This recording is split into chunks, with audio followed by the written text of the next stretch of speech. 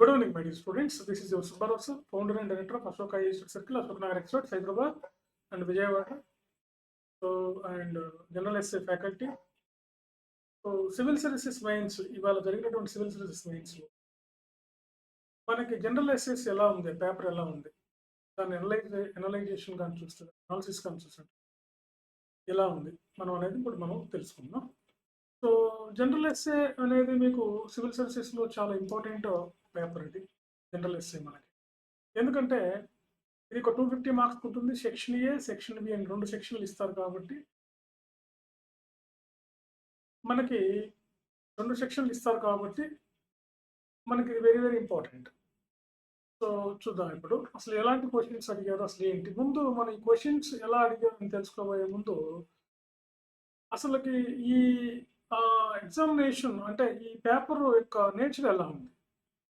So మనం కానీ చూసినట్లయితే ఈ పేపర్ యొక్క నేచర్ కానీ చూసినట్లయితే ఇది మనకు కానీ చూసినట్లయితే ఇది ఒక ఫిలాసఫికల్ అప్రోచ్తో ఇచ్చినట్టుగా కనిపిస్తుంది. ఎవ్రీ క్వశ్చన్ సెక్షన్ ఏలో కానీ అదేవిధంగా సెక్షన్ బిలో కానీ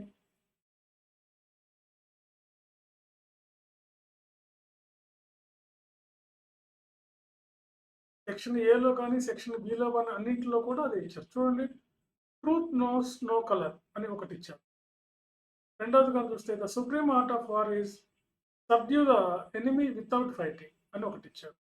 రెండోది thought finds a world and create one also and best lessons are learned through the better experiences అని 4 ఇచ్చారు. సో ఈ 4గిట్లో ఒక జనరల్గా మనం రాయడానికి అవకాశం ఉన్నది ట్రూత్ నో కలర్ అనేది కూడా మనం రాయడానికి అవకాశం ఉంది. తర్వాత ఈ సెకండ్ థర్డ్ కన్నా కూడా బెటర్గా మనం ఆప్ చేయాల్సిన అవకాశం, ఎక్కువ మార్క్స్ రావడానికి అవకాశం ఉంది. అంటే best lessons are learned through the better experiences అని ఉందన్నమాట. సో సెక్షన్ బిలో చూడండి, so muddy water is best cleared by living it alone అని ఉంది, అదొకటి ఇచ్చారు. The years teach much which the days never know అని ఒకటి ఇచ్చారు. ఇది కూడా మనం రాయడానికి కొంచెం ఈజీగా ఉంటుంది. Is it best to see life as a journey, not a destination? So this is the best. ఇదేనా రాయొచ్చు మనం. The content is a natural wealth. Luxury is artificial poverty. So content అంటే సంతృప్తి. ఇది ఈ 4గిట్లో ఇది ఈ 3గిట్లో ఏదైనా రాయొచ్చు. But 8th one is very good. After 8th one 7th is also good. ఇదే ఇలా ఉంది. సెక్షన్ ఏలో నుంచి ఒకటి రాయాలి మనం, సెక్షన్ బిలో నుంచి ఒకటి రాయాలి, మొత్తం 2 రాయాలి. మనకి 250 మార్క్స్కి వస్తాయి. సరే, ఇది మనం జనరల్గా మనం దీన్ని తెలుగులోకి మారిస్తే ఎట్లా ఉంటుందో ఒకసారి నేను మీకు చూపిస్తాను. సో ఫస్ట్ క్వశ్చన్ ఏంటంటే మనకు వాళ్ళు అడిగింది సత్యానికి రంగు లేదు, ట్రూత్ ఈజ్ నో కలర్ అని ఇచ్చారు. ట్రూత్ ఈజ్ నో కలర్ అని ఇచ్చారు. సో దీనికి మనం ఏం ఆన్సర్ రాయాల్సి ఉంటుంది. ట్రూత్ ఈజ్ నో కలర్ అంటే ఇది ఒక సైకలాజికల్ ఫిలాసఫికల్ ఇచ్చారు కాబట్టి ఫిలాసఫికల్ టచ్ ఇవ్వాలి మనం ఎక్కువ. సో మెయిన్గా ఏంటంటే ఈ అన్నీ కూడా మనం రెగ్యులర్గా వాడుక భాషలోను లేదా బుక్స్లోను ఇతరితర ప్రాంతాల్లో ఇతరితర మార్గాల ద్వారా మనం వినేటటువంటి ఇడియమ్స్ కానీ లేకపోతే ప్రోవర్బ్స్ కానీ, అంటే మన సామెతలు, నుడికారాలు ఇలాంటి వాటిని దృష్టిలో పెట్టుకొని ఇవ్వడం జరిగింది. సత్యానికి రంగు తెలియదు అంటే ఇక్కడ మనం సత్యం యొక్క గొప్పతనం చెప్పాలి. అంటే ట్రూత్ ఈజ్ యూనివర్స్ అనమాట. దానికి నో కలర్, దానికి ఎలాంటి కలర్ అయి ఉండదు. యూనివర్స్ టు ఆల్ అనమాట, అందరికీ. సత్యమేవ జయతే, సత్యమే అన్నిటికీ మూలం. సత్యమే. ఇప్పుడు మతాలు కానీ ఏదైనా కానీ ఏం చెప్తాయి, సత్యం గురించి చెప్తాయి.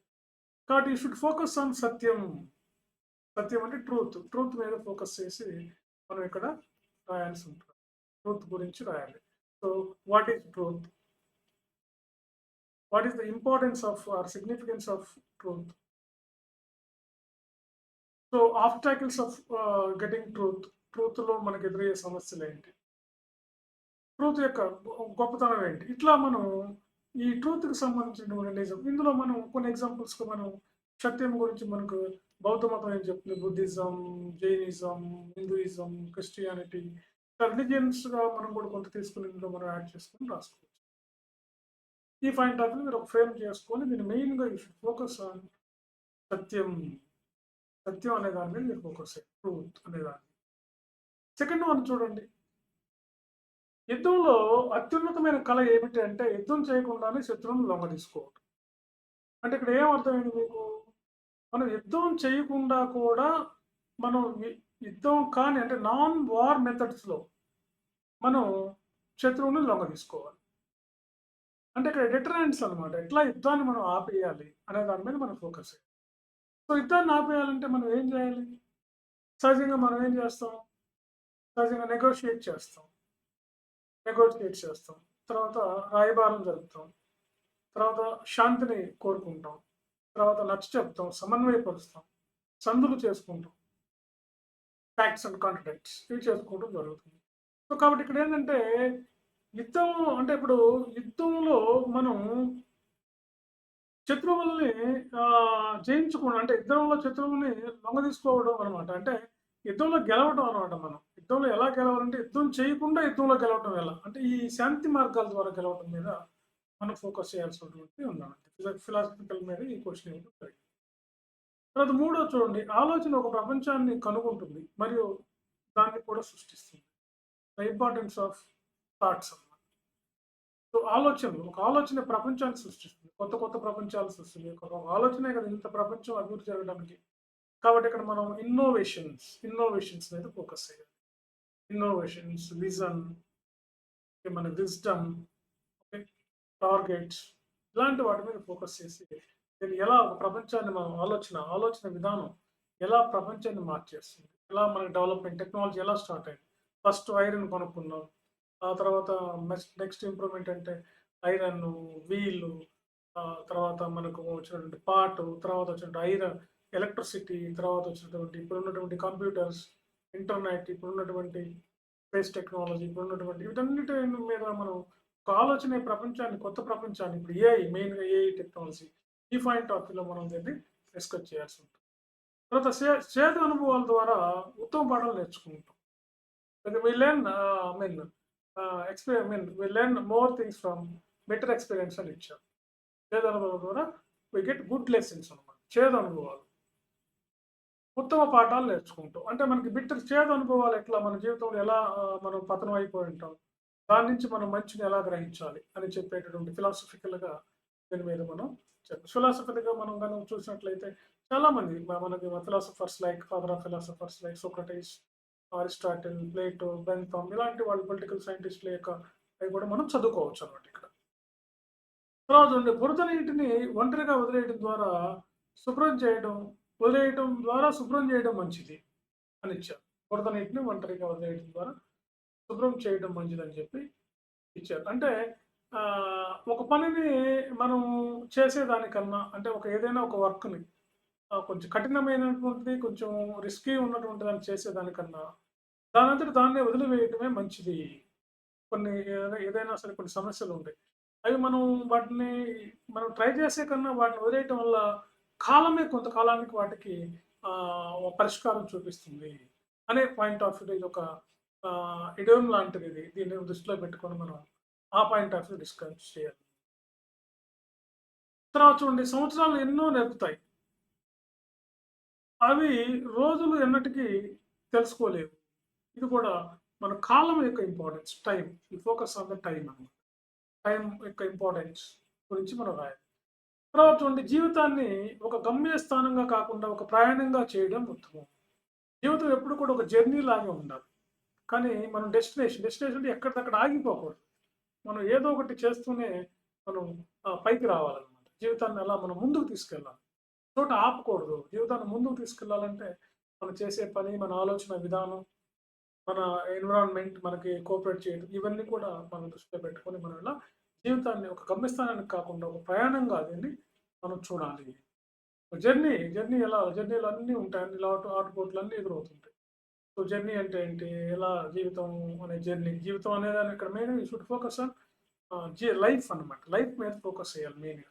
ఆ కీవర్డ్ తెలుసుకోవాలి. ముఖ్యంగా తెలుగు మీడియంలో రాసేవాళ్ళు ఆ కీవర్డ్ మీకేంటంటే పేపర్ అక్కడ తెలుగులో ఉండదు కాబట్టి తెలుగు మీడియం విద్యార్థుల కోసం చేస్తున్నాం. But at the same time English medium వాళ్ళకి కూడా క్లారిటీ వస్తుంది దీని మీద.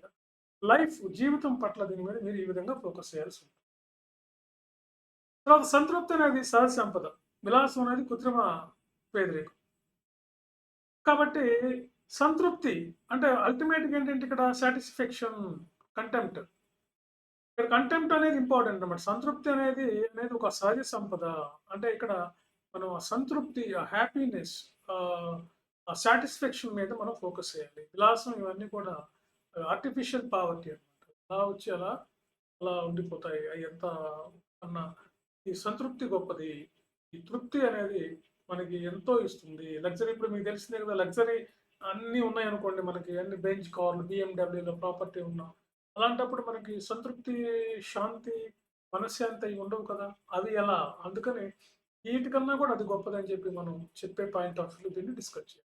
ఈ విధంగా మీరు అన్ని రాయలేదు కాబట్టి ఏదైనా ఒకటే రాయాలి కాబట్టి ఈ పాయింట్ ఆఫ్ వ్యూలో డిస్కస్ చేస్తే మీకు మంచి మార్క్స్ వస్తాయి జనరల్ ఎస్ఏలో. కాబట్టి ట్రూత్ నోస్ నో కలర్. కాబట్టి మనం జనరల్‌గా వీటిల్లో గాని మనం గాని చూసినట్టయితే ఎక్కువ మంది ఫస్ట్ క్వెషన్‌ని అటెంప్ట్ చేయొచ్చు. లేదంటే లాస్ట్ క్వెషన్ ఇంకా ఎక్కువ మంది అటెంప్ట్ చేయడానికి ఏదైనా ఫస్ట్, లాస్ట్ రెండిట్లోనూ ఈజీగా మనం ఏదైనా ఒకటి మీరు 2 రాయకూడదు. 125 మార్క్స్ కాబట్టి ఒకటి రాయాలి. మినిమమ్ ఒక 1000 వర్డ్స్ రాయాలి కాబట్టి 1000 వర్డ్స్ అంటే ఆల్మోస్ట్ మీరు ఒక 8-10 పేజెస్ రాయొచ్చు. ఓకే. రైట్. ఒక 6-8 పేజెస్ రాసినా ఫుల్ మార్క్స్ వస్తాయి ఎస్సేలో. అది అటెంప్ట్. కింది దాంట్లో మనం లాస్ట్‌ది రాయటం బెస్ట్ అన్నమాట. మీలో మనకు క్లియర్‌గా ఉంది. ఇదైతే మీరు ఈజీగా రాయడానికి అటెంప్ట్ చేయాలి. Okay friends. సో, ఈ విధంగా ఇప్పుడు 2025 యూపీఎస్సీ సివిల్ సర్వీసెస్ పేపర్ వచ్చాయి. సో, మనం ఇక్కడేంటంటే ఇవన్నీ కూడా ఫిలాసఫికల్‌గా ఉన్నాయి కాబట్టి ఇంతకుముందేంటంటే కొన్ని మనకి ఒక ఎకానమీ పాయింట్ ఆఫ్ వ్యూలో లేకపోతే ఒక science and technology point of వ్యూలో, ఎన్విరాన్మెంటల్ పాయింట్ ఆఫ్ వ్యూలో లేదంటే పొలిటికల్ ఇష్యూస్ అంటే కొన్ని కాన్స్టిట్యూషన్‌కి సంబంధించిన వాటిల్లో లేదంటే కొన్ని సోషల్ ఇష్యూస్ మెయిన్‌గా social issues poverty, unemployment, women empowerment, children ఇలాంటి వాటి మీద ఇచ్చేవాళ్ళనమాట. సో, ఇప్పుడు కొంచెం ట్రెండ్ మార్చారు. యాజ్ యూజువల్‌గా ఇది జనరల్‌గా మీరు చాలా హాయిగా రాయొచ్చనమాట ఇది. ఎందుకంటే మీకు యూపీఎస్సీ వాళ్ళు ఎప్పుడు కూడా మన నుంచి 50% ఆన్సర్ ఎక్స్‌పెక్ట్ చేయరు. వాళ్ళు 40-50% ఆన్సర్ మాత్రమే ఎక్స్‌పెక్ట్ చేస్తారు. అందుకు దానికి రిలవెంట్‌గా మీరు ఒక స్ట్రక్చరల్‌గా, ఒక ఆర్గనైజ్డ్‌గా దీన్ని డెవలప్ చేయాలి. డైరెక్ట్‌గా రాయడానికి కుదరదు. ముందు first you should understand the question. You should read number of times. Number of times question చదవండి. దాన్ని అండర్‌స్టాండింగ్ చేసుకోండి. అసలు ఏంటి మెయిన్ కీవర్డ్ ఏంటి? దేన్ని అడుగుతున్నారు వీళ్ళు? Truth is main important. ఇక్కడేంటి? వార్. War is important. వార్‌లో కూడా ఏంటి? వార్‌లో యుద్ధం చేయకుండా మనం ఎలా శత్రువుని గెలవాలి అనేది మనకిక్కడ చెప్తారు. అంటే ఇక్కడ శాంతి అనేది మెయిన్ అన్నమాట. ఇక్కడ చూడండి థాట్స్ ఆలోచనలు ఏ విధంగా ఒక ఒక ఒక ఆలోచన ఒక సృష్టినే తయారు చేయగలదన్నమాట. That thought is very very important. They're all the political sorry they're all the philosophical essays అంటారు వీటిని.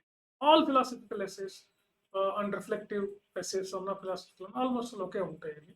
ఈ పాయింట్ ఆఫ్ వ్యూలో మీరు ఫ్రేమ్ వర్క్ చేసుకోవాలి. ఎట్లా అంటే ట్రూత్ అంటే ఏంటి? ట్రూత్ కాజెస్ ఏంటి? ట్రూత్ ఇంపాక్ట్ ఏంటి? ట్రూత్‌లో ఉన్న ప్రాబ్లమ్స్ ఏంటి? How to get truth? So, how truth becomes universe. అది ఎట్లా యూనివర్స్ అవుతుంది? సో, ట్రూత్‌లో నెగెటివ్స్ కూడా రాయాలి. మనం ట్రూత్‌ని ఫాలో అవ్వకపోతే ఏం జరుగుతుంది? సత్యాన్ని పలకపోతే ఏమవుతుంది? సత్యాన్ని పాటించకపోతే ఏమవుతుంది? వాళ్ళలో శాంతి లేకపోవడానికి కారణం అదే కదా! ఈ పాయింట్ ఆఫ్ వ్యూలో మీరు డిస్కస్ చేయాలి. సో, మాకు ఈ విధంగా యూపీఎస్సీ రాసే వాళ్ళకి ఈవెన్ ఇంగ్లీష్ మీడియం వాళ్ళైనా, తెలుగు మీడియం వాళ్ళైనా ఇట్లా మేము బైలింగ్వల్‌గా నేను టీచ్ చేసి మీకు ఇలా డిస్కస్ చేయడం జరుగుతుందన్నమాట. దాంతో మీకు చాలా చాలా ఈజీ అయిపోతుంది civil services examination. Okay. So, కాబట్టి ఫ్రెండ్స్ మీకు సివిల్స్ ఆఫ్‌లైన్, ఆన్‌లైన్ క్లాసెస్ ఇస్తాం. ఇంట్రెస్ట్ ఉన్నటువంటి వాళ్ళు